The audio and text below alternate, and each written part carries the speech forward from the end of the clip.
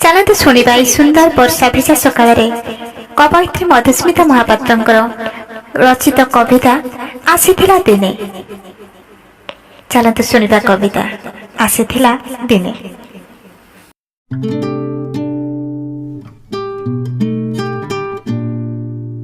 ଅଚାନକ ଦୂର ନୀଳିମାରୁ ଚାନ୍ଦ ଚରେଇ ସାଇତିଥିଲା ମୋ ପାଇଁ। ଅଚାନକ ଦୂର ନୀଳିମାରୁ ଚାନ୍ଦ ଚରେଇ ସାଇତିଥିଲା ମୋ ପାଇଁ।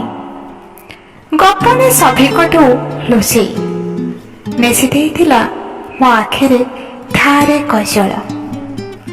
ବୁଣି ଦେଇଥିଲା କୁହୁଡ଼ି ଭିଜା ସକାଳର ଲକ୍ଷେ ସପନ।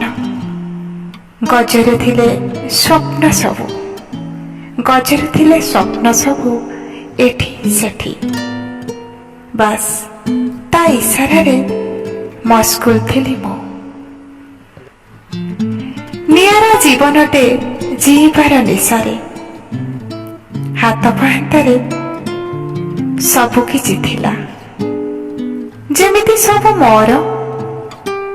ବାସ୍ ଖାଲି ସମୟଟା ଭଲ ମାନୁ ନଥିଲା। ସରି ସରି ଆସୁଥିଲା ଜୀବନ କଳସରୁ ମୁଠାଏ ଆୟୁଷ। ଫେରି ଯାଉଥିଲା ସେ ତା ବାଟରେ ସବୁ କିଛି ଦେଇସାରିବା ପରେ। ଆଉ ଏକ ନୂତନ ଚରିତ୍ରର ଅନ୍ୱେଷଣରେ। ଧନ୍ୟବାଦ। କବିତା କିପରି ଲାଗିଲା ନିଶ୍ଚିତ ଭାବରେ ମତାମତ ଦେଇ ଜଣାଇବେ। ଅପେକ୍ଷାରେ ରହିଲେ। ଜୟ ଜଗନ୍ନାଥ।